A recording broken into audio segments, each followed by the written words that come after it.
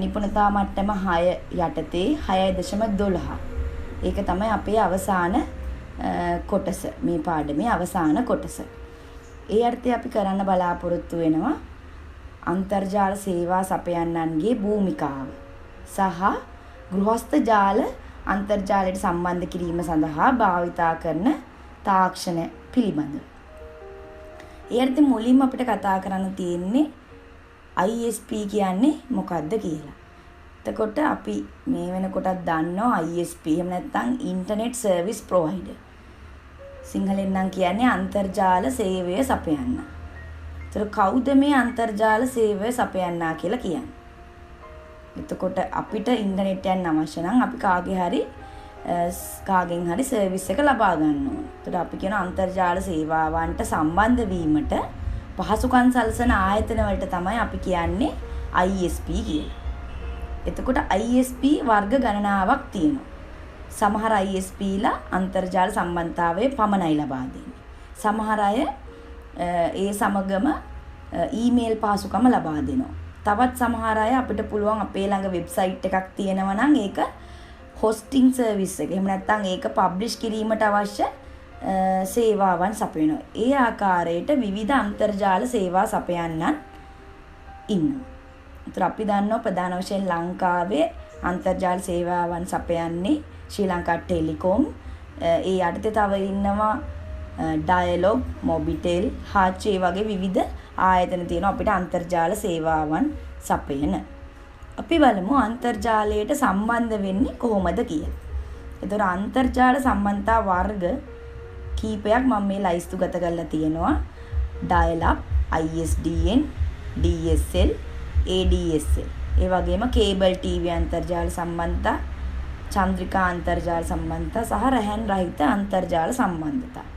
මේ අර්ථය අපිට සිලබස් එකේ දක්වලා තියෙන්නේ කතා කරන් තියෙන්නේ dial up සහ DSL ක්‍රම පිළිබඳව පමණයි. අපි බලමු මුලින්ම dial up කනෙක්ෂන් එකක් කියන්නේ මොකක්ද කියලා.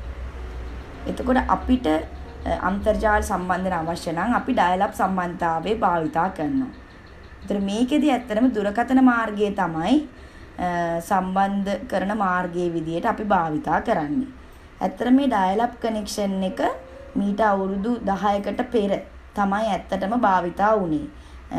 නූතනයේ ඇත්තටම මේ dial up කනෙක්ෂන් එක භාවිතා වෙන්නේ නැති තරම්. එතකොට මේකෙදි අපිට අනිවාර්යයෙන්ම මොඩම් කියන උපකරණයක් අවශ්‍ය වෙනවා. ඒ මොඩම් එක තමයි හැම වෙලේම පරිගණකයයි දුරකථන මාර්ගය අතර අතුරු මුහුණත ලෙස එහෙ නැත්නම් ඉන්ටර්ෆේස් එක විදියට ක්‍රියා කරන්නේ.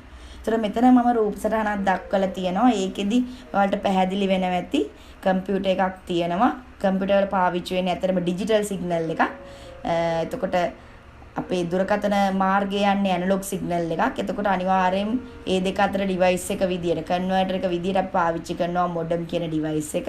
ඒ හරහා සිග්නල් එක අන්තර්ජාල සම්බන්ධතාවයේ සපයන ආයතනයත් එක්ක සම්බන්ධ වෙලා අන්තර්ජාලයට සම්බන්ධ වෙනවා. ඊට පස්සේ අනිත් පැත්ත පාර්ශ්ව අපිට මේ A සිට B දක්වා මොකක් හරි දෙයක් යවනවා කියලා හිතුවනම් B පාර්ශවයේ පැත්තෙත් අර විදියටම මොකද්ද වෙන්න ඕන? මොඩම් එකක් තියෙන්න ඕන. කම්පියුටර් එකක් තියෙන්න ඕන. එතකොට මොඩම් එකෙන් ආයේ ඩිජිටල් සිග්නල් එකක් බවට කන්වර්ට් වෙලා තමයි පරිගණකයේ වෙත යන්නේ. එතකොට ඕක තමයි ඇත්තටම dial up connection එකක් කියලා කියන්නේ. එතකොට අපි වර්තමානයේ වන විට ඩිජිටල් සබ්ස්ක්‍රයිබර් ලයින් එහෙම නැත්නම් සංඛ්‍යාංක සංග්‍රාහක සම්බන්ධතාවය කියන ක්‍රමයට දැන් මාරු වෙලා තියෙනවා. ඒක අපි කියන්නේ බ්‍රෝඩ්බෑන්ඩ් සම්බන්ධතාවයේ ආකාරයක් කියලා. එතකොට මේක හරහා සාමාන්‍ය දුරකථන මාර්ග ඔස්සේ තිබ්බ සම්බන්ධතාවයට වඩා වේගවත් සම්බන්ධතාවයක් සපයනවා. ඒ වගේම තමයි dial up connection එකේදී හැම වෙලාවෙම අපිට කෝල් එකක් එනවා නම් අපිට ඉන්ටර්නෙට් කනෙක්ෂන් එක ලබා ගන්න බෑ. එතකොට කෝල් එක නිසා අන්තර්ජාල සම්බන්ධතාවය ඩිස්කනෙක්ට් වෙනවා. නමුත් DSL තාක්ෂණය භාවිතා කරනකොට අපිට අන්තර්ජාල සම්බන්ධතාවය බිඳ වැටෙන්නේ නැතුව දුරකථන අමතු මේ අතරමඟදී අරගෙන කැඩෙන්නේ නැතුව අන්තර්ජාල සම්බන්ධතාව බිඳ නොවැටි එක දිගට භාවිතා කිරීමේ හැකියාව මේ DSL ක්‍රමයේ යටතේ අපිට ලැබෙනවා. ඒ DSL ටෙක්නික් එක යටතේ දැන් විවිධ versions අපිට දක්නට ලැබෙනවා. එකක් තමයි ADSL. අපි කියනවා අසමමිතික සංඛ්‍යාංක සංග්‍රාහක සම්බන්ධය. එහෙම නැත්නම් asymmetric DSL. ඒ වගේම SDSL සමමිතික සංග්‍රාහක සංඛ්‍යාංක සංග්‍රාහක සම්බන්ධතාවය. එහෙම නැත්නම් symmetric DSL. ඒ වගේම තව දේවල් තියෙනවා HDSL, RDSL වගේ විවිධාකාර වූ version ගණනාවක් මේ DSL ටෙක්නික් එකේ අද ලෝකයේ දක්නට ලැබෙනවා. ඒ අර්ථය අපි කතා කරමු සිලබස් එකේ ඔයාලට සඳහන්ව තියෙන්නේ ADSL පිළිබඳව. ADSL කියලා කියන්නේ අසමමිතික සංග්‍රාහක සම්බන්ධතාවයක්. එතකොට මේක තමයි ඇත්තටම ලෝකයේ ජනප්‍රිය DSL සම්බන්ධතාවය වෙන්නේ. මේකෙදි ගොඩක් වෙලාවට පුද්ගලයෝ හැම වෙලේම ඩවුන්ලෝඩ් කිරීමට තමයි වැඩි ප්‍රවණතාවයක් තියෙන්නේ. අප්ලෝඩ් කරන්නේ බොහොම සුළු පිරිසයි. වැඩිපුර ප්‍රමාණයක් මිනිසුන් කරන්නේ උඩුගත කරනවට වඩා බාගත කිරීම. එතකොට මේ හේතුව නිසා ඇත්තට මේ ADSL වලදී උඩුගත කිරීමේ ප්‍රමාණය සහ බාගත කිරීමේ ප්‍රමාණය අතර වෙනසක් පවතිනවා. අසමමිතිකතාවයක් තියෙනවා. ඒක තමයි අසමමිතික DSL එකක් කියලා හඳුන්වන්නේ. එතකොට මේකෙදි වෙන්නේ හැම වෙලෙම අසමමිතික සම්බන්ධතාවයේදී පහළ කලාප පල්ල සහ උඩු කලාප පල්ල අතර වෙනසක් දකින්න ලැබෙනවා. එතකොට ඒ කියන්නේ down bandwidth එක හැම වෙලෙම වැඩි upstream bandwidth එකට වඩා. එතකොට ඔන්න ඕක තමයි අසමමිතික සංඛ්‍යාංක සංග්‍රාහක සම්බන්ධතාවය කියලා අපි හඳුන්වන්නේ. මේක ගොඩක්ම ලාභදායී ක්‍රමයක්. ඒතර මේකෙදී අපි ගොඩක් වෙලාවට මේ වගේ රවුටර්ස් පාවිච්චි කරන. අතරම රවුටර්ස් නේ මේවා අපේ අන්තර්ජාල සම්බන්ධතාවයේ සඳහා භාවිතා කරන මේ Wi-Fi routers තමයි අපේ ගෙවල් වල දකින්න තියෙන්නේ. ඒතර මේකක් හරහා තමයි අපි අන්තර්ජාලයකට සම්බන්ධ වෙන්නේ. ඊට අමතරව මේකේ ඔයගොල්ලෝ දැකලා ඇති ස්ප්ලිටර් එකක් තියෙනවා. ස්ප්ලිටර් එකෙන් තමයි කනෙක්ෂන් එක දෙකට බෙදලා ලබා දෙන්නේ. ඉතින් ඔන්න ඔය ටික තමයි ADSL යටතේ ඔයාලට දැනගන්න තියෙන්නේ.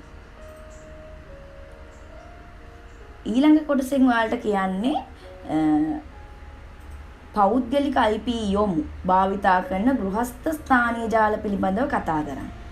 එතකොට මීන් පෙරත් මම පෞද්ගලික IP එකක් කියන්නේ මොකක්ද කියලා ඔයාලත් එක්ක කතා කරා කලින් වීඩියෝ එකකදී. එතකොට ඇත්තම අපි දන්නෝ පොදු ලිපින සහ පෞද්ගලික ලිපින කියලා දෙකක් තියෙනවා. හැම වෙලේම අපිට අන්තර්ජාලයට සම්බන්ධ වෙන්න ඕන නම් අපි ළඟ තියෙන්න ඕන පොදු ලිපිනයක්.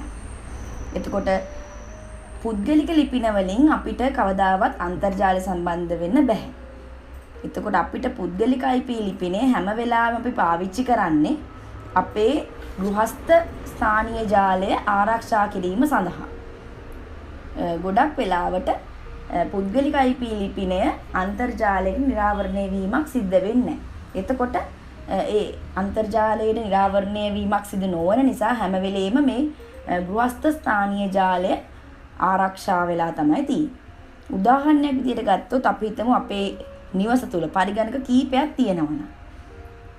එතකොට මේ හැම පරිගණකයක් සඳහාම පුද්ගලික IP ලිපිනයක් භාවිතා කරන්න ඕන. එතකොට කොහොමද වෙන්නේ? එතකොට වෙන්නේ හැම වෙලෙම අපේ රවුටර් එකට තමයි පොදු ලිපිනේ ලැබෙන්නේ. දැන් අපිට ඉන්ටර්නෙට් යන්නත් ඕනේ. එතකොට කොහොමද කරන්නේ? එතකොට පොදු ලිපිනේ ලබා දෙන්නේ අපි රවුටර් එකට. එතකොට රවුටර් එකට ලබා දුන්නාට පස්සේ රවුටරේට සම්බන්ධ කරලා තියෙන පරිගණක, උපාංග, ස්මාර්ට්ෆෝන් ආදී සියලුම දේවල් වලට DHCP ප්‍රොටෝකෝල් කියලා එකක් තියෙනවා. ඒතර ඒකෙන් තමයි අපි මම කලින් කතා කරා dynamic host configuration protocol. ඒ ප්‍රොටෝකෝල් එකෙන් තමයි IP issue කරන්නේ. එතකොට ඒ හරහා පෞද්ගලික IP ලිපිනයක් ලබා දීම මගින් අපිට අන්තර්ජාලයට සම්බන්ධ වෙන්න පුළුවන්. එතකොට ඔයාලා මතක තියාගන්න හැම වෙලේම අපිට හැම වෙලේම පුද්ගලික IP ලිපිනයක් තමයි තියෙන්නේ. පොදු IP ලිපිනයක් නෙමෙයි. ඒතර පොදු IP ලිපිනේ තියෙන්නේ ඊට අදාළ රවුටර් එකට විතරයි. එතකොට කොහොමද මේ පුද්ගලික IP ලිපිනේ පොදු IP ලිපිනයක් බවට කන්වර්ට් කරන්නේ? එහෙම නැත්නම් පරිවර්තනය කරන්නේ. අපි ඒකට නමක් කියනවා network address translation. එහෙම නැත්නම් NAT. ඔයගොල්ලෝ අහලා ඇති NAT කියලා උපකරණයක් තියෙනවා. එතකොට ඒකෙන් තමයි පෞද්ගලික IP ලිපිනයක් පොදු IP ලිපිනයක් බවට පත් කරන්නේ.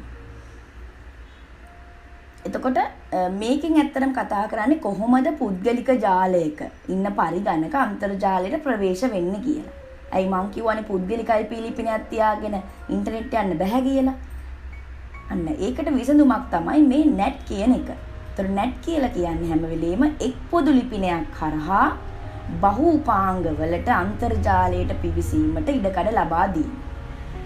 එක් පොදු ලිපිනයක් කරහා බහු උපාංග වලට කියන්නේ පොදු ලිපින එකයි තියෙන්නේ උපාංග ගොඩක් තියෙනවා. ඒතර ඒ උපාංග සියලුම උපාංග වලට අන්තර්ජාලයට පිවිසීමට ඉඩකඩ ලබා දෙන්නේ මේ net කියන උපාංගය හරහා.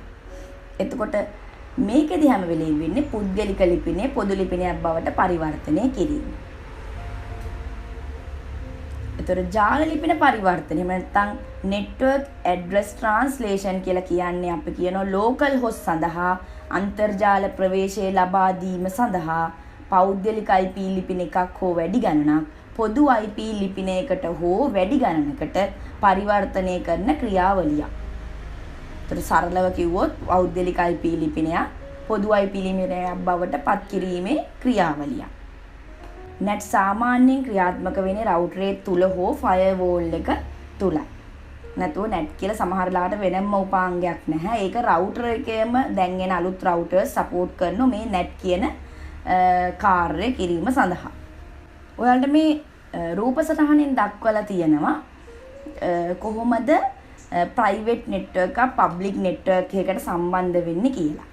එතකොට මුලින්ම බලන්න පරිගණකයේ IP එකක් තියෙන local host එකේ IP එක තමයි 192.160.1.1. ඒතර ඇත්තටම 192.160 කියන රේන්ජ් එක අපි දන්නවා පෞද්ගලික IP ලිපින පරාසය. මම මේ IP ලිපින ගැන මින් පෙර වීඩියෝ එකක් කරා. ඒකෙදි මම පෞද්ගලික IP ලිපින පරාසයන් ටික හඳුන්වලා දීලා ඇති. එතකොට අපි බලන්න මේක එතකොට local host තියෙන IP address එක පෞද්ගලික IP address එක. එතකොට ඒක සම්බන්ධ වෙනවා router එකට. ඒ router එකට ලබා දීලා තියෙන IP එකක්. හොඳට බලන්නකො 12.1.1.1. router එකට ලිපින දෙකක් තියෙනවා. router එකේ අපේ local area network පැත්තේ තියෙන IP එක බලන්න 192.168.1.2. ඒක ඇවිල්ලා පෞද්ගලික IP එකක්. router එකේ අනිත් side එකේ මම ඉන්ටර්නෙට් එක පැත්තට නිරාවරණය වුණු පැත්තේ තියෙන port එකේ IP address එක තමයි 12.1.1.1. ඒතකොට ඒක ඇවිල්ලා පොදු IP ලිපිනයක්. ඒතකොට හැම වෙලෙම router එක ඉන්ටර්නෙට් යන්නේ පොදු IP ලිපිනේ භාවිතා කරලා. එතකොට 192.168.1.1 host ඉන්ටර්නෙට් යනවා නම් යන්නේ හැම වෙලෙම අන්න අර 12.1.1.1 කියන IP ලිපිනේ පාවිච්චි කරලා. එතකොට කවදාවත්ම පිට ඉන්න ඇටැකර් කෙනෙකුට බෑ අපේ පරිගණකයට ඇටැක් කරන්න ලේසියි. හැම වෙලේම එතකොට අපේ පරිගණකය ආරක්ෂිත වෙලා තියෙන්නේ අපේ IP එක වෙනුවට පොදු IP ලිපිනේ පමණයි නිරාවරණය වෙලා තියෙන්නේ. එතකොට අපිට පුළුවන් ඒ වගේම ඒකේ රූප සටහනේම අනිත් පැත්තේ තියෙන දෙවනි පැත්ත බලන්න අනිත් පස බලන්න ඒකෙත් බලන්නකො ඒකෙත් අපිට B කියලා ඒ B කියන පරිගණකය හැම වෙලේම ආවරණය වෙලා තියෙන්නේ. ඒ private network එකේ පිට තියෙන network එකේ IP එක තමයි 13.1.1.1. එතකොට ඒක තමයි පොදු ලිපිනේ. එතකොට අපි මොකක් හරි මේ දෙක අතර transfer එකක් වෙනවා නම් හැම වෙලේම පොදු IP ලිපින දෙක අතර තමයි data transfer වෙන්නේ.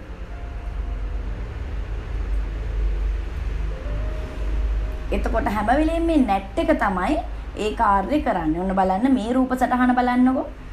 අපි හිතමු host කෙනෙක්ගේ ඉඳලා server එකකට අපි request එකක් යවනවා නම් හැම වෙලේම මේ net කියන එකේ net table එකක් maintain වෙනවා. ඒකේ හැම වෙලේම බලන්න source IP address එක දීලා තියෙන්නේ 10.0.0.1 destination IP එක වෙන්නේ 200.100.10.1. නමුත් net එක හරහා යනකොට මොකද වෙන්නේ බලන්නකො source එක වෙන්නේ හැම වෙලේම public IP එක 150.150.0.1. ඒ කියන්නේ public IP එක. destination IP එක වෙනස් වෙන්නේ නැහැ. එතකොට නැවත ඒ පැත්තෙන් මේ පැත්තට එනකොටත් එහෙමයි සෝස් එක වෙන්නේ හැම වෙලේම එතකොට සෝස් එක වෙන්නේ 200.100.10.1 ඩෙස්ටිනේෂන් එක වෙන්නේ පොදු IP ලිපින 150.150.0.1 ඊට පස්සේ ඒක චේන්ජ් වෙනවා අපේ පරිගණකයේ පුද්ගලික IP ලිපිනය බවට 10.0.0.1 බවට. එතකොට net එකේ කාර්යය මම හිතන ඔයාලට පැහැදිලි කියලා හැම වෙලේම අපේ IP ලිපිනේ සංගවාගෙන පොදු IP ලිපිනය බවට පත් කළා තමයි අන්තර්ජාලය තුල අපේ පණිවිඩ යවන්නේ. අපි net වල වාසි විදියට ගත්තොත් ඇත්තටම මේකෙදි IP ලිපින සංරක්ෂණය කිරීමක් සිදු වෙනවා. අපි දන්නවා IP ලිපින හරි සීමා සහිතයි. එතකොට මේකෙදි හැම වෙලේම නීත්‍යානුකූල ලියාපදිංචි කරන ලද IP ලිපින සංරක්ෂණය කිරීම සිද්ධ වෙනවා. ඒ මොකද අපි පෞද්ගලික IP ලිපින භාවිතා කිරීම නිසා. ඒවට පොදු IP ලිපින භාවිතා කරා නම් ඒ IP ලිපින අපි කියන වෙන් වෙනවා, රිසර්ව් වෙනවා. එතකොට ඒව අපිට වෙන කෙනෙකුට දෙන්න බෑ. එතකොට මේකෙදි අපි පාවිච්චි කරත් නොකරත් පෞද්ගලික IP ලිපින නිසා ඒව මොනතරම් දුරට පාවිච්චි වුණත් කිසිම ගැටලුවක් වෙන්නේ නැහැ. ඒ හින්දා IP ලිපින ආරක්ෂා වෙනවා. ඒ වගේම තමයි පරිගණකයේ IP ලිපිනේ පිටතට නිරාවරණය නොවීම හින්දා පෞද්ගලිකත්වය ආරක්ෂා වෙනවා. ඊළඟට අපිට කතා කරන්න තියෙන්නේ නියෝජන සේවා දායකයෙක්. මේ නියෝජන සේවා දායකයත් අපි සාමාන්‍යයෙන් ලෝකල් ඒරියා නෙට්වර්ක් එකක ආරක්ෂාව සඳහා භාවිතා කරන සේවා දායකයා. එතකොට මේ රූපසටහන ඔයාලට පේනවා හැම වෙලෙම පරිගණකය භාවිතා කරන පුද්ගලෙක් ප්‍රොක්සි සර්වර් එක හරහා තමයි අන්තර්ජාලයට සම්බන්ධ වීමක් සිද්ධ කරන්නේ. එතකොට ප්‍රොක්සි සර්වර් එක හරහා අපිට පුළුවන් මේ පරිගණකයට අපේ ජාලයට ආරක්ෂාව සපයන්න. අපි බලමු මේ නියෝජන සේවාදායකයෙක් කියන්නේ කවුද කියලා. ඒතර නියෝජන සේවාදායකයෙක් කියලා කියන්නේ සේවාලාභියා සහ අන්තර්ජාලය අතර අතරමැදි සේවාදායකයෙක්. එතකොට ක්ලයන්ට් ඉන්ටර්නෙට් අතර අතරමැදි සේවාදායක. එතකොට බලන්න මෙයාගෙන් වෙන කාර්යයන් මොනවද කියලා මම මෙතන දාලා තිනවා. firewall and network data filtering. ඒ කියන්නේ අපි දන්නෝ ගිනි පවුර කියන එකක් අපි කතා කරා කලින්. ගිනි පවුර කියලා කියන්නේ නෙට්වර්ක් එක ආරක්ෂා වීම සඳහා තියෙන උපාංගයක්. එතකොට මේ ප්‍රොක්සි සර්වර් එකට පුළුවන් ෆයර්වෝල් එකක් විදියට හැසිරෙන්න. ඒ වගේම තමයි data packet filter කරලා යවන්න. ඒතර අනවශ්‍ය පිවිසුම්කරුවන්ගේ අපේ ජාලය ආරක්ෂා කරන්නත් පුළුවන්. ඇතුලේ ඉන්න ජාලයට අනවශ්‍ය විදියට පිටත අන්තර්ජාලයට සම්බන්ධ වීමට පවා ඉඩ ලබා දෙන්නේ නැහැ. ඒ හින්දා අපිට පුළුවන් ඒ rules ටිකක් මේ proxy server එකට දාන්න. එතකොට අපේ LAN එක ආරක්ෂා වෙනවා. ඒ වගේම තමයි මේකේ තියෙනවා improve security and privacy ආරක්ෂාව කොහොමද මම දැන් කතා කරා privacy. ඒ මොකද හැම වෙලේම මේකෙදිත් අපේ පෞද්ගලික IP ලිපින කවදාවත් එළියට නිරාවරණය වෙන්නේ නැහැ. proxy server එකට අපි IP ලිපිනයක් දාලා තියෙනවා. ඒ proxy server එකේ IP ලිපිනෙන් තමයි අන්තර්ජාලයට data packet යන්නේ. එතකොට අපේ පරිගණකය ආරක්ෂා වෙනවා. එතකොට අපේ පුද්ගලිකත්වයත් ආරක්ෂා වෙනවා. ඒ වගේම network connection share කරන්න පුළුවන්. ඒ වගේම තව එකක් තමයි data caching. අපිට නිතර අවශ්‍ය වෙන web අඩවි තියෙනවා නම් අපිට පුළුවන් මේ proxy server එකේ ගබඩා කරලා තියාගන්න. එතකොට හැම වෙලෙම අන්තර්ජාලයට කනෙක්ට් වෙන්න අවශ්‍ය නැහැ. අපේ proxy යෙන් තමයි මුලින් check කරලා බලන්නේ මේ client ඉල්ලන web අඩවිය තියෙනවද කියලා. ඒ හින්දා ගොඩක් දුරට වේගවත් පරිශීලකයාට අන්තර්ජාලය හා සම්බන්ධ වීමේ හැකියාව පවතිනවා. මේ වලට රූප සටහනකින් පෙන්වලා තියෙන්නේ මම proxy server කොතෙන්ටද සම්බන්ධ වෙන්නේ කියලා. සාමාන්‍යයෙන් අපි දැන් මෙතන පෙන්වලා තියෙන ජාලයක් local area network එකක්. ඒකෙදි අපි router එකක් භාවිත කරලා තමයි සාමාන්‍ය ඉන්ටර්නෙට් එකට සම්බන්ධ වෙන්නේ. ඊට මෙහා පැත්තේ තියෙන switch එකක්. ඒ switch එකට තමයි අපි proxy server එක සාමාන්‍යයෙන් සම්බන්ධ කරන්නේ. එතකොට හැම machine එතකොට proxy server එක හරහා තමයි අනිත් හැම machine එකක්ම එළියට යන්නේ. එතකොට ඔය ටික තමයි අපිට 6.12 කියන කොටසෙන් කතා කරන්න තියෙන්නේ. මීට අමතරව මම තව දෙයක් ඔයාලට කතා කරන්න කැමතියි. ඒ තමයි කොහොමද ජාල රූප සටහන් අඳින්නේ කියලා. ඒ මොකද මේ කොටස අනිවාර්යෙන් විභාගේ රචනා ප්‍රශ්නේ දෙවෙනි රචනා ප්‍රශ්නේ B කොටස විදියට අනිවාර්යයෙන්ම ඔයාලට ලැබෙනවා. ජාල රූප සටහනක් අඳින්න. මම කියලා දෙන්න යන්නේ කොහොමද ජාල රූප සටහනක් අඳින්නේ කියලා. එතකොට අපි දන්නවා ජාල රූප සටහනක් අඳිද්දී අපිට විවිධ උපාංග සවි කරන්න තියෙනවා. එතකොට මේ විවිධ උපාංග සඳහා ඇත්තටම සම්මත නොටේෂන්ස් වගේක් තියෙනවා. නමුත් විභාගයට මේ අවුරුදු කීපේ දක්වාම ආපු ඩයග්‍රෑම්ස් අඳින්න කියනකොට කවදාවත් ස්ටෑන්ඩඩ් නොටේෂන් එක නම් බැලුවේ නැහැ. මාකින් එකේ උනත් ඔයාලා දැකලා ඇති ස්ටෑන්ඩඩ් නොටේෂන් එක බලාපොරොත්තු වෙන්නේ නැහැ. නමුත් අපි ඒ ස්ටෑන්ඩඩ් නොටේෂන් එක දැනගත යුතුයි කියලා මම හිතනවා. ඒ හින්දා මම මේක දක්වලා තියෙනවා කොහොමද උපාංග හඳුන්වා දෙන්නේ කියලා ඔයගොල්ලෝ බලන්න. අපි දන්නවා ප්‍රධාන වශයෙන් අපිට උපාංග 3ක් ගැන මෙතන දක්වලා තියෙනවා. හබ් එක, ස්විච් එක, රවුටර් එක. ඒතකොට ඒකේ නොටේෂන් ටික තමයි මේ පෙන්නලා දීලා තියෙන්නේ. හබ් එකේ නම් එක ඊතලයක් දෙපැත්තට, ස්විච් එකේ නම් ඊතල 4ක් තියෙනවා දෙක දෙපැත්තට. රවුටර් එකේ ඊතල 4ක් තියෙනවා. ඒකේ හොඳට බලන්න දෙකක් හැම වෙලෙම විරුද්ධ දිශාවලට තමයි මේ ඊතල යුගල පිහිටලා තියෙන්නේ. අපි බලමු ජාල රූප සටහන් වලදී අපිට මොන වගේ ඒවාද අඳින්න එන්නේ කියලා. එතකොට අපි මුලින්ම දැනගන්න ඕන LAN එකකට එහෙම නැත්නම් local area network එකකට කොහොමද මැෂින් උපාංග සම්බන්ධ කරන්නේ කියලා. මොන device එකකටද අපි භාවිතා කරන්නේ. ඇත්තටම මේකට අපිට පාවිච්චි කරන්න පුළුවන් එක්ක hub එකක්. එහෙම නැත්නම් අපි කියනවා නාභියක්. එහෙම නැත්නම් switch එකක්. ඒතර switch වර්ග දෙකක් තියෙනවා. එකක් තමයි layer 2 switch, අනිත් එක layer 3 switch. මොකද්ද මේ layer කියලා කිව්වේ? අපි ඔයාලට මතක ඇති අපි OSI layer කියලා ජාල ආකෘති යටතේ මොඩල් එකක් ගැන කතා කරා. එතකොට ඒකේ තිබුණා layer 2. එහෙම නැත්නම් data link layer, layer 3 network layer. ඉතින් ඔන්න ඔය layer දෙකේ පාවිච්චි වෙන ස්විච් වර්ග දෙකක් තියෙනවා. ඒතර අපි එකකට කියනවා layer 2 switch, data link layer එකේ පාවිච්චි වෙන switch වලට කියනවා data 2 layer 2 switch. layer 3 switch එකේ භාවිතා වෙන network layer එකේ භාවිතා වෙන switch වලට කියනවා අපි layer 3 switch.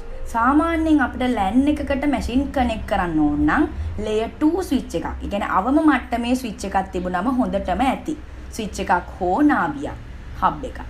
ඒතර ඒ ආකාරයට අපිට පුළුවන් LAN එකට පරිගණක සම්බන්ධ කරන්න. ඒතර පරිගණක විතරක් නෙවෙයි අපිට printer එකක් වගේ දෙයක් තියෙනවා නම් network printer එක අපිට ඒකත් පුළුවන් ස්විච් එකකට සම්බන්ධ කරන්න. ඉතින් ඔන්න ওই විදිහට තමයි රූප සටහනේ මම දක්වලා තියෙනවා කොහොමද සම්බන්ධ කරන්න කියලා. ඒතර මේකෙදි අපි පරිගණක වලට වෙනමම නොටේෂන් එකක් නැහැ. ඔයාලා විභාගේ පොඩි කොටුවක් ඇඳලා ඒක කම්පියුටර් කියලා නම් කරත් හොඳටම ප්‍රමාණවත්.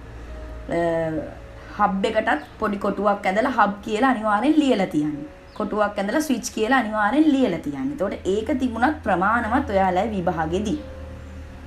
හැබැයි අනිවාර්යෙන් නම් කරලා තියෙන්න ඕන. නම් කරේ නැත්නම් ඔයාලට ලකුණු හිමි වෙන්නේ නැහැ. ඊළඟට අපි දැනගන්න ඕන කොහොමද LAN කීපයක් එකට සම්බන්ධ කරන්න කියලා. කියන්නේ local area network කීපයක් කොහොමද එකට සම්බන්ධ කරන්නේ. ඒතකොට මේකට අපිට පාවිච්චි කරන්න පුළුවන් ඇත්තටම layer 3 switch එකක්. එහෙම නැත්නම් මම කිව්වනේ network layer එකේ පාවිච්චි වෙන switch එකක්. අපි කියනවා layer 3 switch එකක්.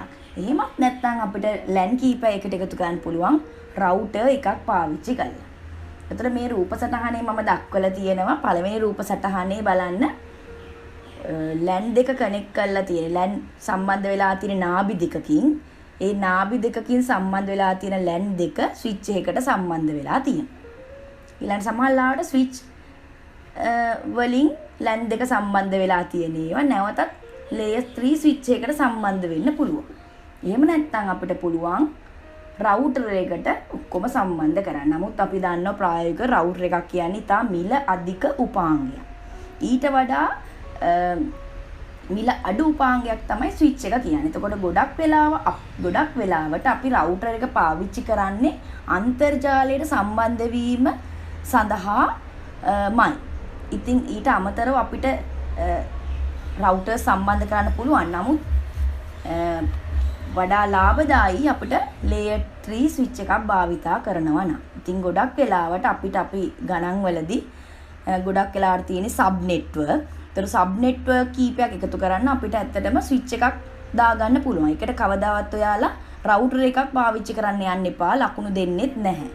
මොකද අපි හැම වෙලෙම හිතන්න ඕන අපේ සම්බන්ධ කරනකොට මේකේ යන වියදමත් එක්ක හිතලා තමයි අපි මේවා ඩිසයින් කරන්නේ. එතකොට අනිවාර්යෙන් අපි සබ් නෙට්වර්ක් එහෙම නැත්නම් අපි කියනවා VLANs, virtual LANs ඒව තියෙනවා නම් අපි සම්බන්ධ කිරීමට ගන්න ඕන ස්විච් එකක්. එහෙමත් නැත්නම් ඔයාලට අන්තර්ජාලයට සම්බන්ධ වෙනවා නම් අපි අනිවාර්යෙන් පාවිච්චි කරන්න ඕන රවුටර් එකක්. මොකද රවුටර් එතනට කෙනෙක් අහන්න පුළුවන් ඇයි එතෙන්ටත් layer 3 එකක් දාන්න පුළුවන් නේද කියලා. හැබැයි රවුටර් එකක functions layer 3 switch එකට වඩා වැඩි. උදාහරණයක් වශයෙන් ඔය net කියන network address translation කියන එක සාමාන්‍යයෙන් layer 3 switch එක අපිට දක්නට නැහැ. එතකොට ඒ වගේ එකක් අපි සම්බන්ධ කරලා ඉන්ටර්නෙට් යන පාවිච්චි කරනවා නම් ඒකතන අපිට අවාසියක් වෙන්න පුළුවන්. ඒ හින්දා අපි ඉන්ටර්නෙට් එකට කනෙක්ට් වෙනවා නම් රවුටර් එකක් හරහාමයි අන්තර්ජාලයට කනෙක්ට් වෙන්නේ. ඒතර අන්තර්ජාලය කියන එකට ඔයාලට වචනෙන් ලියන්නත් පුළුවන් නැත්නම් පොඩි වලාකුලක් වගේ හැඩයක් ඇඳලා එතන අන්තර්ජාලය කියලා ලියලා තියන්න. ඊළඟට මම දක්වලා තියෙන කොහොමද ෆයර්වෝල් එකක් ප්‍රොක්සි සර්වර් එකක් සම්බන්ධ වෙන්නේ කියලා. බලන්න හැම වෙලෙම ෆයර්වෝල් එක සම්බන්ධ වෙන්න ඕන රවුටර් එකයි ස්විච් එකයි අතරට. ඒ කියන්නේ අපි දන්නවා අපි රවුටරෙන් හරහානේ ඉන්ටර්නෙට් යන්නේ. එහෙනම් ෆයර්වෝල් එක තියෙනවනේ රවුටර් එකට මෙහා පැත්තේ අපේ ප්‍රයිවට් ඒරියා එක පැත්තේ තමයි ෆයර්වෝල් එක තියෙන්නේ. නේද? අපි තාප්පයක් ගහන්නේ අපේ ගෙදරට ආරක්ෂා වෙන්නනේ නේද? ඒ වගේ තමයි. එතකොට අපි අපේ පැත්තෙන් තමයි අපි තාප්පේ ගහගන්නේ නේද? ඒ වගේ මේ ෆයර්වෝල් එකත් අපේ ලෑන් එක ආරක්ෂා වෙන විදියට තමයි අපි දාගන්න ඕනේ. එතකොට හැම වෙලේම පිටතින් කෙනෙක් එනවා නම් ෆයර්වෝල් එක හරහා තමයි අපේ ලෑන් එකට ඇතුල් වෙන්න ඕනේ. ඒ වගේම ප්‍රොක්සි සර්වර් එක අපිට පුළුවන් රවුටර් එකට සම්බන්ධ වෙලා තියෙන ස්විච් එකට සම්බන්ධ කරලා තියාගන්න. ගොඩක් අය මම දැකලා තියෙනවා ප්‍රොක්සි සර්වර් එක ඇඳලා තියෙනවා ෆයර්වෝල් එකයි ස්විච් එකයි අතරට. ෆයර්වෝල් එකයි ප්‍රධාන ස්විච් එකයි අතරට. එතෙන්ට ඇඳත් වැරද්දක් දාන්න බෑ. එතෙන්ට දැම්මත් හරි. ඒ කියන්නේ ෆයර්වෝල් එකයි ස්විච් එකයි අතරට දැම්මත් හරි ප්‍රොක්සි සර්වර් එක. එහෙම නැත්නම් අපිට පුළුවන් ස්විච් එකට සම්බන්ධ කරලා තියන්න සර්වර් එක. ඒ දෙවිදියටම හරි. ඊළඟට ඔයාලට කිව්වනම් වෙබ් සර්වර් එකක්, මේල් සර්වර් එකක්, ඇප්ලිකේෂන් සර්වර් එකක්, FTP සර්වර් එකක් තියෙනවා කියලා ගොඩක් වෙලාවට ඔයාලට කියලා නැත්තම් විශේෂිත වූ තැන අපිට පුළුවන් අර ෆයර්වෝල් එක මේ පැත්තේ තියෙන ස්විච් එකට මේ සර්වර්ස් ටික සම්බන්ධ කරන්න. හැබැයි විශේෂයෙන් කියලා තියෙනවා නම් සම්බන්ධ කරන්න ඕන තැන අපිට පුළුවන් ඒ අදාළ ලෑන් එකට උනත් සම්බන්ධ කරන්න. ඒ ගානේ හැටියට ඒක වෙනස් වෙනවා. ඒ වගේම තමයි ඔයගොල්ලෝ දන්නවත් ඇති DMZ network එකක් ගැන. අපි කියනවා demilitarized network. යුද මුක්ත කලාපයක් නේද? මොකද්ද මේ යුද මුක්ත කලාපයක් කියලා කියන්නේ? හැම වෙලෙම අපි දන්නවා network එක හරහා අපිට attacks එනවා නේද? එතකොට අපි මේකෙන් බේරෙන්න නම් අපි ගොඩක් වෙලාවට අපි අපේ ප්‍රයිවට් නෙට්වර්ක් එක ආරක්ෂා කිරීම තමයි අපේ වගකීම. එතකොට අපි මොකද කරන්නේ? වෙබ් සර්වර් එකක් වගේ. ඒතර වෙබ් සර්වර් එකට පිටතින් අයට පහසුවෙන් ඇතුල් වෙන්න පුළුවන්. ඒ මොකද වෙබ් සර්වර් එකක් කියන්නේ සාමාන්‍යයෙන් ඕන කෙනෙකුට බලන්න පුළුවන් දෙයක්. එතකොට වෙබ් සර්වර් එක වගේ එකක් අපේ පෞද්ගලික ජාලය තුල තියෙනවා නම් අපි ප්‍රවේශම් වෙන්න ඕන අපේ අනික් මැෂින් වලටත් මේ හරහා ඇටැක් එකක් එන්න පුළුවන් කියලා. ඒ හින්දා අපි වෙබ් සර්වර්, ඊමේල් සර්වර් වගේ නිරන්තරයෙන් භාවිතා වන සර්වර්ස් ටික වෙනම ඒරියා එක වෙනම ස්විච් එකකට සම්බන්ධ කරලා ඒක ෆයර්වෝල් එකට කනෙක්ට් කරලා තියෙනවා. එතකොට පිටතින් කෙනෙක් එනවා නම් හැම වෙලේම ෆයර්වෝල් එක හරහා ස්විච් එකට ඇවිල්ලා එතනින් වෙබ් සර්වර් එකත් එක්ක සම්බන්ධ වෙලා අදාළ කටයුතු ටික කරන්න පුළුවන්. එතකොට අපේ ප්‍රයිවට් නෙට්වර්ක් එක හැම වෙලේම වෙනම තියෙන්නේ. වෙනම ස්විච් එකක් හරහා තමයි ගිහින් තියෙන්නේ. එතකොට ඒ දෙක අතර සම්බන්ධතාවයක් එන්නේ නැහැ. ඒක නිසා අපි ඒකට කියන යුද්ධ මුක්ත කලාපයක්. ඒකට කාටත් එන්න පුළුවන්. අපේ ප්‍රයිවට් නෙට්වර්ක් අපි ඒ මගින් ආරක්ෂා කරගන්න ඕනම ඇටැක් එකක් එන්නේ එතකොට DMZ එකට විතරයි. ඒකට ආවට කිසිම අපිට බාධාවක් හානියක් වෙන්නේ නැහැ. ඉතින් ওই ගැනත් පොඩ්ඩක් ඔයාලා දැනුවත් වෙන්න. මීට අමතරව මම ඔයාලට 2018 A level paper එකේ networking ගානේ දෙවනි කොටස මෙතනින් සාකච්ඡා කරන්න බලාපොරොත්තු වෙනවා. මම හිතනවා ඔයගොල්ලෝ ළඟ paper එක ඇති කියලා. මම මෙතන ඒකේ screenshot එකක් දාලා තියෙනවා. මේකේ තියෙන ඇත්තටම XYZ සමාගමක් තියෙනවා. මේ සමාගමට දෙපාර්තමේන්තු 5ක් තියෙනවා. නිෂ්පාදන, ගිණුම්, අලෙවි, පරිපාලන සහ පරිපාලන නඩත්තු සහ තොරතුරු තාක්ෂණ. ඒතර ඒ දෙපාර්තමේන්තු හැම වෙලේම IT ඩිපාර්ට්මන්ට් එක හරහා තමයි අන්තර්ජාලයට සම්බන්ධ වෙන්නේ. ඒතර මේක මතක තියාගන්න. හොඳට ගාන කියවන්න. ගාන දුන්නට පස්සේ ගාන කියන්න. මොකද ඒක හැම ගානක්ම එකම විදිය නැහැ. ඊළඟට රැහන් අතුරා අපිට දීලා තියෙන ස්විච් 6ක් මාර්ගකාරකයක් ගිනි පවුරක් දීලා තියෙනවා. ඒ වගේම තමයි මේ දෙපාර්තමේන්තු 6 තියෙනවා කියලා කියන්නේ ගොඩනැගිලි 6ක. ඒ වගේම මේ ජාලය තුළ තියෙනවලු ප්‍රොක්සි සර්වර් එකක් තියෙනවලු. ඒ වගේම DNS සර්වර් එකක් තියෙනවලු. මේ දෙකම තියෙන්නේ IT ඩිපාර්ට්මන්ට් එකේ තමයි ස්ථාපනය කරලා තියෙන්නේ. එතකොට අපිට කියන ගානේ සියලුම ස්ථාන සඳහා සුදුසු උපක්‍රම සහ රැහන් හඳුනා ගනිමින් XYZ සමාගමෙහි පරිගණක ජාලයේහි තාර්කික සැකැස්ම නිරූපණය කිරීමට නම් කරන ලද ජාල රූප සටහන අඳින්න කියලා. ඒත් ඇත්තටම මේකෙදි අපි මුලින්ම දැනගන්න ඕන අපිට උපාංග ටික දීලා තියෙනව නේද? ස්විච් 6ක් දීලා තියෙනවා, මාර්ගකාරකයක් දීලා තියෙනවා. එහෙනම් මුලින්ම බලන්න ඕන ඇත්තටම ඔයාලට මේ ගාන කියවම තේරෙනවා local area network කීපයක් තමයි මෙතන තියෙන්නේ නේ. ගිණුම්, අලෙවි, නිෂ්පාදන, පරිපාලන, නඩත්තු, තොරතුරු තාක්ෂණ 6ක් තියෙනනේ. ඒ 6ට මොකද වෙන්න ඕන? මුලින්ම ඔයාලා අඳිද්දි අනිවාර්යෙන් ඒ 6ට ස්විච් 6ක් දාලා අඳින්න. නේද? හැබැයි අනිවාර්යෙන් මේක කියලා තියෙනවා අන්තර්ජාලයට සම්බන්ධ වෙන්න නම් තොරතුරු තාක්ෂණ ඩිපාර්ට්මන්ට් එක හරහා යා යුතුයි කියලා. එහෙමනම් අර sales, accounts, production, administration, maintenance කියන ස්විච් පහම සම්බන්ධ වෙන්න ඕන කාටද? IT ඩිපාර්ට්මන්ට් එකේ තියෙන ස්විච් එකකට. එතකොට ඒව සම්බන්ධ කරන්න වෙන්නේ ඇත්තටම මොන කේබල් හරහාද? ෆයිබර් ඔප්ටික් කේබල් හරහා. මොකද ගොඩනැගිලි වෙන වෙනම පිටා තියෙන්නේ කියලාත් කියලා තිබුණා. එතකොට ඒවයි පරිගණක ගාන ඔයාලා මේ ගානේ නම් ගානේ පළවෙනි කොටසේ පරිගණක ගාන වෙන වෙනම දීලා තියෙනවා. මම එතකොට ඔයගොල්ලෝ දැනගන්න ඕන පරිගණක ගානත් එතන ලියලා තියන්න. අවම වශයෙන් පරිගණක දෙකක්වත් ඇඳලා පෙන්නලා එතන ලියන්න පරිගණක 18යි 30යි ඒ අදාළ ගාන එතන සඳහන් කරලා තියන්න. ඊට අමතරව මේක කියලා තියෙනවා මොකද්ද? ප්‍රොක්සි සර්වර් එකකුයි DNS එකකුයි IT ඩිපාර්ට්මන්ට් එකේ තියෙනවා. එහෙනම් මොකද කරන්න ඕන? කොටු දෙකක් ඇඳලා ප්‍රොක්සි සහ DNS කියලා නම් කරලා ඒකත් IT ඩිපාර්ට්මන්ට් එකේ ස්විච් එකට සම්බන්ධ කරලා තියන්න. ඊට පස්සේ කියලා තියෙනවා ෆයර්වෝල් එකක් තියෙනවා. දැන් ෆයර්වෝල් එකක් තියෙනවා කියවම කොහාටද දාන්නේ? අනිවාර්යෙන් අපි දන්නෝ දාන්න කිව්වේ මම කොහාටද? රවුටර් එකයි ස්විච් එකයි අතරට නේද? එතකොට අනිවාර්යෙන් රවුටර් එකට මෙහා පැත්තෙන් දාන්න ඕන. එහෙනම් මොකද කරන්න ඕන? ස්විච් එකෙන් පස්සේ ෆයර්වෝල් එක, ෆයර්වෝල් එකෙන් පස්සේ රවුටර් එක, ඊට පස්සේ ඉන්ටර්නෙට් කියලා දාලා ඇඳලා පෙන්නන්න. අනිවාර්යෙන් සියලුම උපාංග නම් කරලා තියෙන්න ඕන. නම් කරේ නැත්තම් වැරදි. කේබල් එකක් පවා නම් කරලා තියෙන්න ඕන. හැම කේබල් එකක්ම නම් කරලා තියෙන්න ඕන නැහැ. නම් අවම වශයෙන් එකක් හරි නම් කරලා තියෙන්න ඕන. ඉතින් ඔන්න ඔය ටික තියෙනවා නම් සම්පූර්ණ ලකුණු ප්‍රමාණයම ඔයාලට ගන්න පුළුවන්. ඊළඟට 2019 ගානක් ඒ වගේම ගානක්. ඒකේ තියෙන්නේ පාසලක් තියෙනවා. පාසලේ කොටස් 3ක් තියෙනවා. ඇඩ්මින්, ලැබ්, ලිබ් කියලා.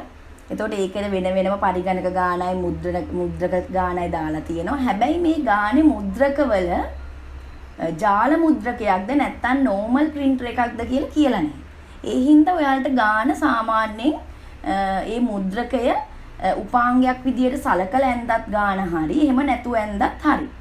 ගොඩක් වෙලාවට මේකේ සාමාන්‍ය පරිගණකයක්. එතකොට සාමාන්‍ය printer එකක් කොහොමත් අපි දන්නවා පරිගණකයට සවි කරලා තියෙන්නේ. නේද? එහෙම සම්බන්ධ කරලා තිබ්බම හරි. ජාල printer එකක් කිව්වනම් කෙලින්ම අපිට පුළුවන් ඒක අපේ ස්විච් එකට සම්බන්ධ කරන්න.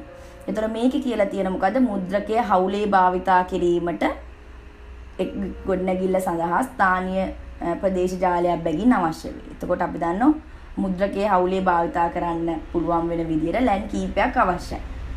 ඒතර ඔයාලා ගාන හදද්දිත් ඔයාලට ඕනනම් පුළුවන් මුද්‍රකයත් එක්ක එකතු කරලා පරිගණක 5යි මුද්‍රකයයි කියනවා මුළු පරිගණක සංඛ්‍යාව 6ක් විදියට අරගෙන IP address බෙදලා හදන්න පුළුවන්. ඒතර මම මෙතන ගාන හදන හැටි කරන්නේ නැහැ. මම මෙතන network diagram එක අඳින විදිය විතරයි කරන්නේ. ඒතර ඊළඟට මේක කියලා තියෙනවා හැම පරිගණකයකටම admin ගොඩනැගිල්ලෙහි එක් පරිගණකයක ධාවනය වන පාසල් තොරතුරු පද්ධතියට ඇතුළත් වෙන්න පුළුවන් වෙන්න ඕන. ඒ වගේම තමයි පුස්තකාල ගොඩනැගිල්ල එක් පරිගණකයක තියෙනවලු පුස්තකාල තොරතුරු පද්ධතියට. ඒකටත් ප්‍රවේශ වෙන්න පුළුවන් විදියට තමයි හදන්න ඕන. ඒ කියන්නේ ඔයාලට තියෙනවා වෙබ් සර්වර්ස් දෙකක් තියෙනවා. එකක් SIS කියලා අනිත් එක LIS කියලා. ඒතර මේ වෙබ් සර්වර්ස් දෙකටම අපි සම්බන්ධ වෙන්න ඕනනේ. ඊළඟට තියෙනවා මොකද්ද? අන්තර්ජාලයේ සම්බන්ධතාවයක් හැම පරිගණකයකට ලබා දෙන්න ඕන කියලා තියෙනවා. ISP කෙනෙක් ඒකට දායක වෙලා තියෙනවා කියනවා. හැබැයි කියනවා සැපයුම්කරු අන්තර්ජාල සම්බන්ධතාවය ලබා දෙන්නේ ලැබ් කියන ගොඩනැගිල්ල. ඒතර ලැබ් කියන එකට විතරයි අන්තර්ජාල සම්බන්ධතාවය ලබා දෙන්නේ. නම් ඔයාලට තේරෙනවා මේ ලැබ් කියන එකට අනිත් ටික ඔක්කොම කනෙක්ට් වෙලා තියෙන්න ඕන. ඇඩ්මින් සහ ලිබ් කියන නෙට්වර්ක් දෙකම ලැබ් එකට කනෙක්ට් වෙලා තියෙන්න ඕන.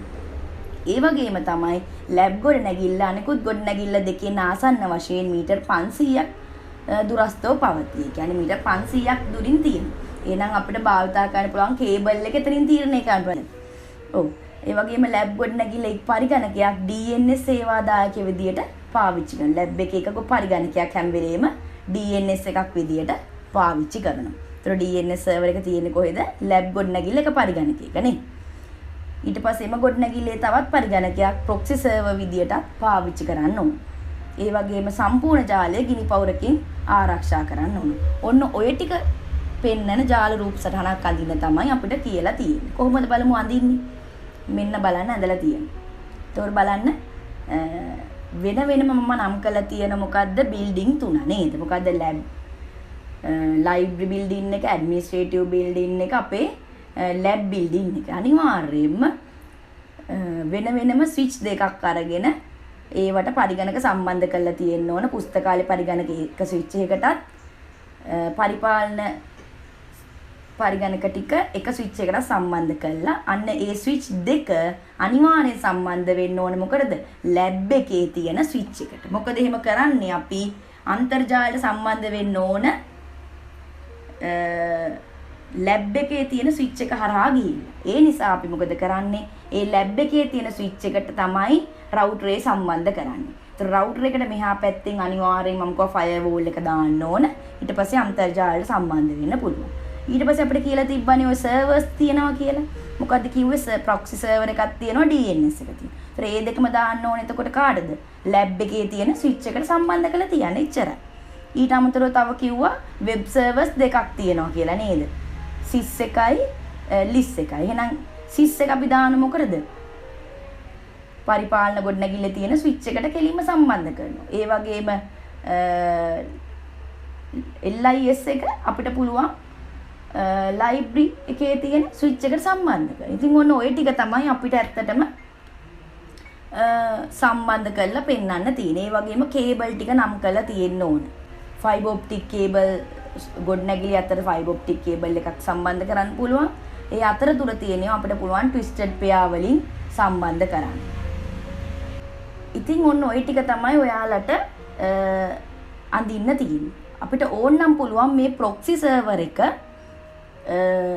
මෙතන දැන් මම ඇඳලා තියෙන ප්‍රොක්සි සර්වර් එක ලැබ් එකේ ස්විච් එකට සම්බන්ධ කරන්නේ. මම කිව්වා නේ. එහෙම නැත්නම් ඔයාලට පුළුවන් මේ ප්‍රොක්සි සර්වර් එක ඒ ලැබ් එකේ ස්විච් එකයි ෆයර්වෝල් එකයි අතරට දාන්නත් පුළුවන්. දැන් එන ප්‍රොක්සි සර්වර්ස් වල ෆයර්වෝල් එකත් enable වෙලා තියෙන්නේ. ඒ හින්දා ෆයර්වෝල් කියලා වෙනම උපාංගයක් අපිට පාවිච්චි කරන්න ඕන නැහැ. ඒ හින්දා කෙලින්ම කොටුවක් ඇඳලා ෆයර්වෝල් with proxy server කියලා දාලා අන්දත් ලකුණු දෙන්න පුළුවන්. ඒ මොකද දැන් ගොඩක් වෙලාවට උපකරණ ගාන වැඩි වෙන්නේ නැහැ. එකම උපකරණේ තමයි ගොඩාක් වෙලාවට ෆයර්වෝල් එකයි ප්‍රොක්සියයි ඔක්කොම එන්නේ. ඒ හින්දා ඒ විදිහට අඳින්නත් පුළුවන්. මම හිතනවා ඔයාලට මේ network diagram අඳින හැටි පැහැදිලි වෙන්නේ නැති කියලා.